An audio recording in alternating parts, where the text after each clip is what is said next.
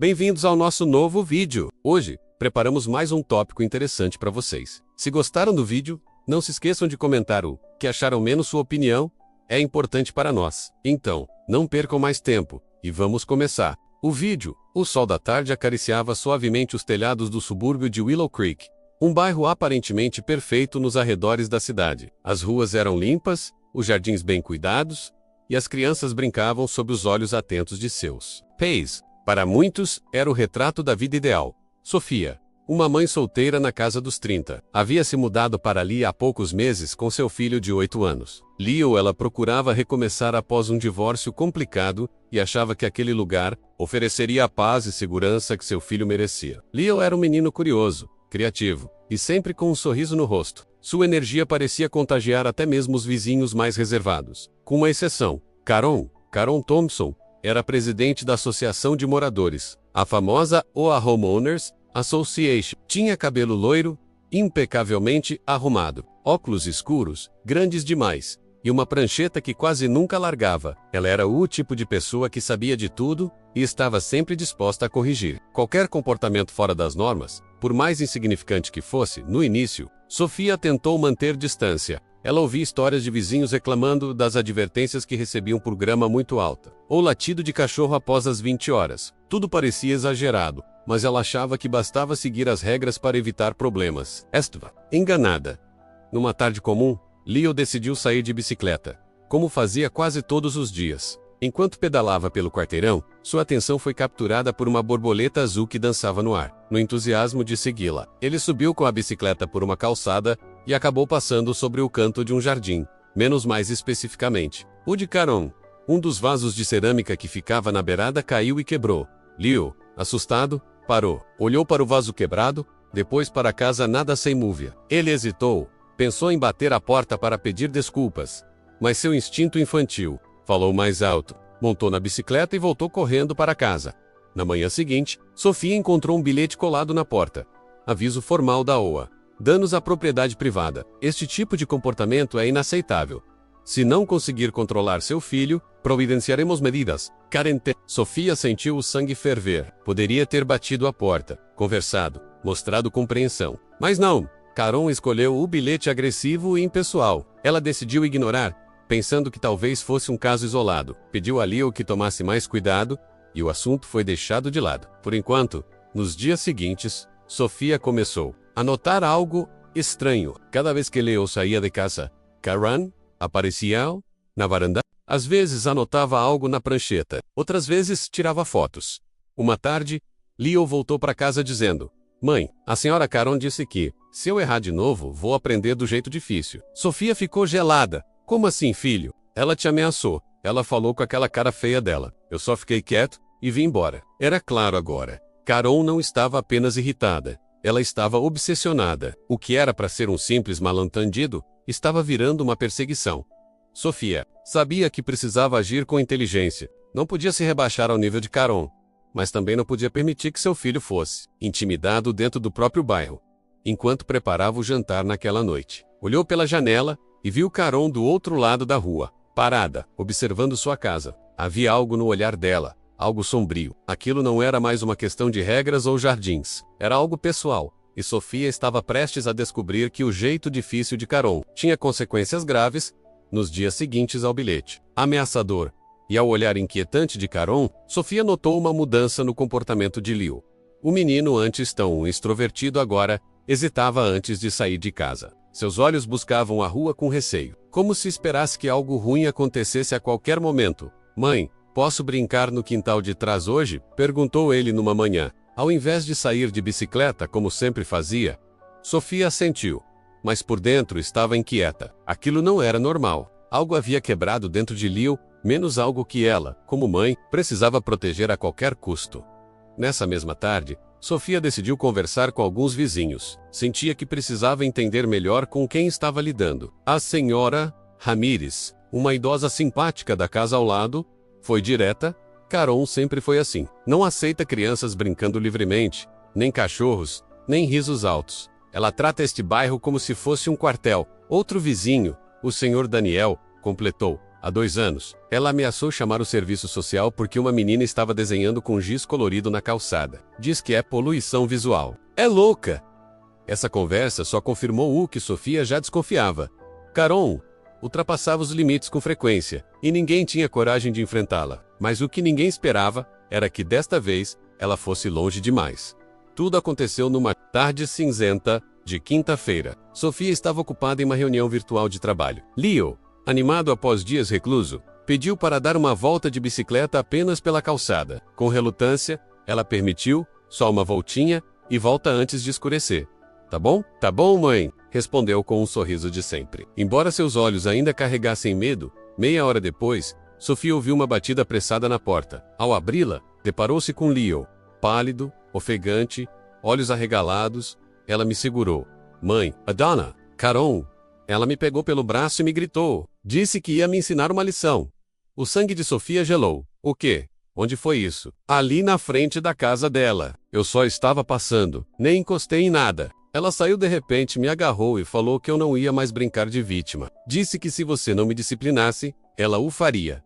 Leo começou a chorar. O braço tinha marcas vermelhas, como se alguém o tivesse apertado com força. Sofia segurou a raiva com todas as forças que possuía. Seu instinto de mãe gritava por justiça, mas ela sabia que precisava agir com inteligência menos com provas. Ela abraçou Leo com força e ligou o celular. Gravou um vídeo com o depoimento do filho, mostrando o braço machucado. Depois ligou para a polícia e para o advogado de um amigo da faculdade. Enquanto isso, Caron permanecia dentro de sua casa, como se nada tivesse acontecido. Sofia a observou pela janela, parada atrás da cortina, vigiando. Como uma sombra, uma ameaça silenciosa que se escondia atrás da fachada de ordem e regras. Horas depois, a polícia bateu na porta de Caron. Ela desceu com postura arrogante, dizendo: finalmente, eu estava prestes a denunciar aquela criança mal-criada. Ele precisa de disciplina. Mas os policiais estavam ali por outro motivo. Após ouvirem o depoimento de Leo e verem as marcas no braço, uma das oficiais deu voz de prisão por agressão. A menor, Caron, congelou. Pela primeira vez, não parecia no controle. Tentou resistir alegando que era autoridade local, mas as algemas falaram mais alto. Sofia assistiu à cena em silêncio, com Leo ao seu lado, segurando sua mão com força. Enquanto a viatura se afastava, alguns vizinhos começaram a sair de casa, cochichando, murmurando. Finalmente demorou, hein? Sofia sabia que aquilo ainda não era o fim. Caron era influente na OA, e havia muito a ser enfrentado, mas naquele momento, sentiu-se forte. Sentiu que tinha feito a coisa certa, que havia protegido seu filho. Pela primeira vez em dias, sorriu de verdade. A prisão de Caron causou um rebuliço em Willow Creek. Na manhã seguinte ao ocorrido, Sofia acordou com notificações no celular. Alguém havia filmado a cena da prisão e publicado nas redes sociais, com a legenda: presidenta da OA, presa por agredir criança. Veja o escândalo.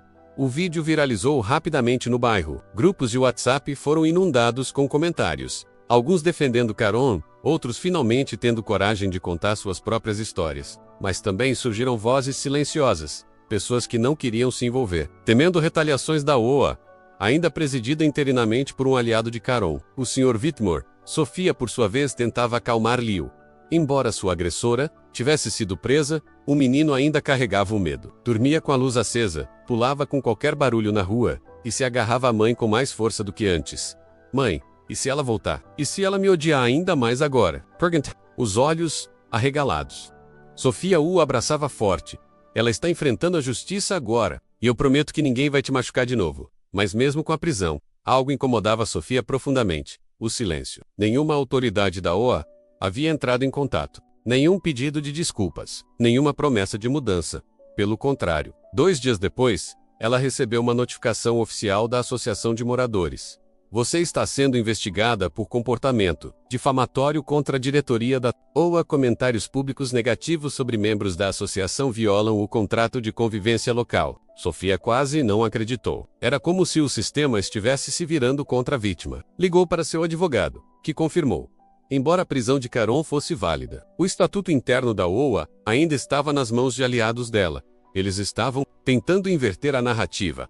Na mesma semana, Sofia foi convocada para uma reunião extraordinária da associação. Ao chegar, encontrou um ambiente tenso. Alguns rostos mostravam apoio silencioso, outros, hostilidade clara. O Sr. Whitmore, homem magro, de terno engomado e voz fria. Começou. Estamos reunidos para discutir a conduta de Sofia Martins, cuja postura pública tem causado perturbação à imagem de nossa comunidade. Sofia o interrompeu. Eu estou sendo julgada por defender meu filho de uma agressora? Você está sendo avaliada por romper a harmonia do bairro, respondeu ele. Impassível, ela respirou fundo e levantou-se. Encarando a sala, harmonia? Vocês chamam isso de harmonia? Uma mulher foi presa por ferir uma criança, e vocês querem me silenciar. Isso não é harmonia. Isso é cumplicidade. Alguns membros da sala aplaudiram discretamente, outros apenas baixaram os olhos. Sofia, então, tirou do bolso cópias impressas de depoimentos anônimos que havia coletado. Histórias de abuso, ameaças e manipulação por parte da antiga liderança da OA. Especialmente Caron.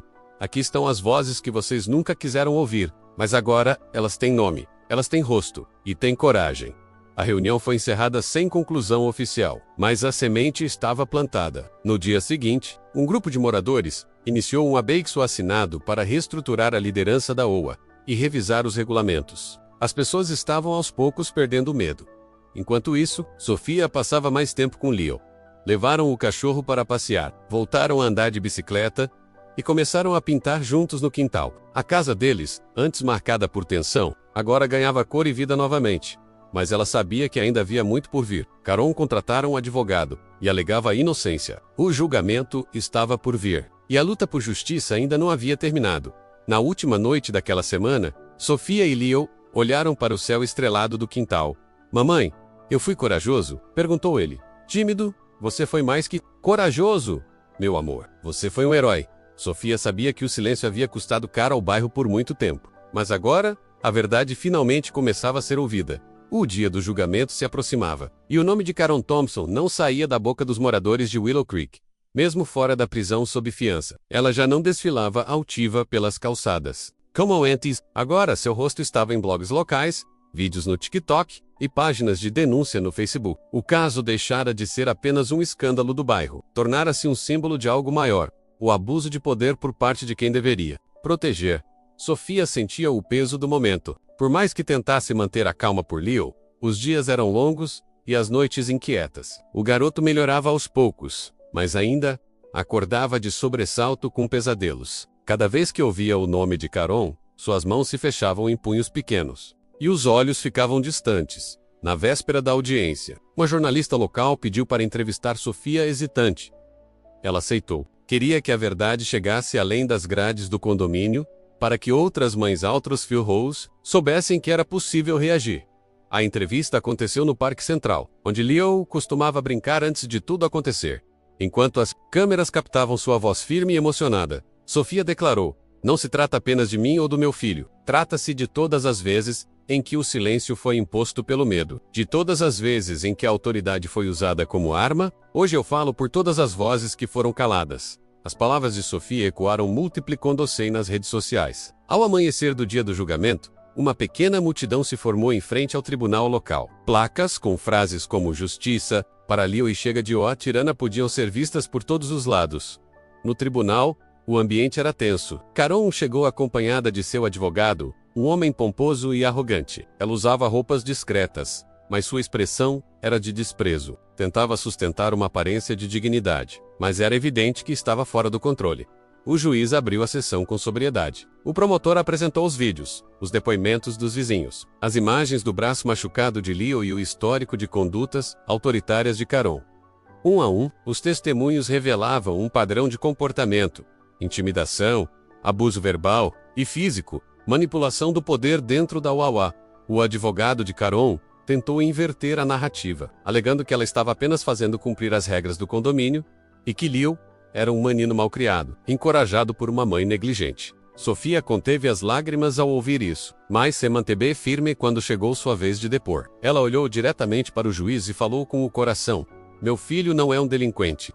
Ele é uma criança que foi aterrorizada, dentro de sua própria vizinhança. A senhora Caron não quis educá-lo.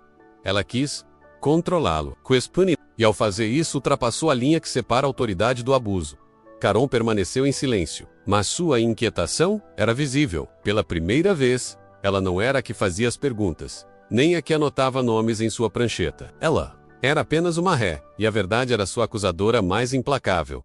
O juiz adiou o veredito para o dia seguinte, alegando que um caso assim requer reflexão profunda. Lá fora, a multidão aumentava. As redes sociais já haviam julgado Caron, mas Sofia sabia que o que importava era a justiça real. Naquela noite, Leo se sentou ao lado da mãe no sofá, abraçando seu urso de pelúcia. Você acha que o juiz vai acreditar em mim? Sofia sorriu, acariciando seus cabelos. Eu acho que ele já acreditou, meu amor. E mesmo que não acredite, nós já vencemos. Você falou a verdade. E a verdade é mais forte do que qualquer mentira. Aquela noite, pela primeira vez em muito tempo, Leo dormiu profundamente. Sofia, por outro lado, permaneceu acordada, olhando pela janela escura. Sabia que o dia seguinte traria uma resposta. Mas mais que isso, sabia que o bairro já não era o mesmo. Willow Creek despertava. O tribunal estava silencioso quando o juiz retornou à sala. Os presentes mal respiravam, atentos ao momento que decidiria o destino de Caron Thompson menos e, em certo sentido, também o de todo o bairro de Willow Creek.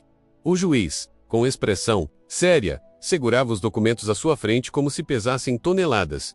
Após analisar as provas apresentadas, os testemunhos das testemunhas e o comportamento recorrente da ré, este tribunal considera Caron Thompson culpada pelos crimes de agressão a menor, abuso de autoridade e assédio moral. Um murmúrio percorreu a sala. Alguns se entreolharam em silêncio, outros deixaram escapar lágrimas de alívio. A ré será sentenciada a 6 meses de detenção domiciliar, com tornozeleira eletrônica, além de um curso obrigatório de reeducação sobre convivência. Communitaria está também proibida de ocupar qualquer cargo de liderança dentro da OA pelos próximos 5 anos. Caron afundou na cadeira. Pela primeira vez, parecia sem palavras. Seu olhar, antes arrogante, estava vazio. Ela tentou erguer a cabeça, mas não encontrou apoio. Nenhum dos antigos aliados da OA estava presente naquele dia. Estava Suzinha, vencida pelo peso da própria arrogância. Do outro lado da sala, Sofia respirou fundo. Sentiu como se estivesse emergindo de um longo mergulho. Pegou a mão de Leo, que sorriu discretamente, como quem entende mais do que se pensa que uma criança pode entender. Na saída do tribunal, jornalistas se aglomeravam, mas desta vez, Sofia não parou. Não precisava mais explicar nada. A justiça havia falado. Nos dias que se seguiram, o clima em Willow Creek começou a mudar. A OA foi convocada para uma nova eleição. Pela primeira vez em anos, dezenas de moradores compareceram. O abaixo-assinado, liderado por Sofia e seus vizinhos, ganhou força e apoio. Em pouco tempo, uma nova liderança foi eleita menos diversa, aberta ao diálogo, com mães, pais, idosos e jovens representados de forma justa. No primeiro discurso como novo presidente da OA, o Sr. Daniel declarou: "Nós erramos em silenciar o medo. A partir de hoje, Willow Creek será um lugar de escuta, respeito e comunidade de verdade." As regras foram revisadas. A linguagem dos contratos tornou-se mais humana. E o mais simbólico, o jardim em frente à casa de Caron, aquele onde Leo havia derrubado um vaso pela primeira vez, foi transformado num pequeno espaço comunitário. Um banco novo foi instalado, rodeado por flores coloridas. Uma placa diz aqui: "Floresce o respeito", dedicado a todas as vozes que se recusaram a se calar. Certa tarde, Sofia e Leo sentaram ali. Ele com seu caderno de desenhos, ela com um livro. O silêncio era tranquilo, não tenso. Crianças passavam de bicicleta, rindo, gritando, brincando. "Livres, mãe, posso desenhar aquela borboleta azul de novo?" Sofia sorriu. "Pode sim." E dessa vez, sem medo, Leo rabiscou no papel, enquanto o sol se punha. Seus traços eram firmes, seguros. O garoto que um dia se escondeu atrás das cortinas, agora voava como a borboleta que o inspirou naquela mesma noite. Sofia recebeu uma mensagem anônima em seu celular. "Obrigada por não ter desistido. Você nos ensinou a ter coragem. Vizinha da quadra 9. Ela não respondeu, apenas sorriu. Às vezes as maiores vitórias não são as que fazem barulho, mas as que transformam o silêncio em esperança. Caron? Ela permanecia reclusa em casa.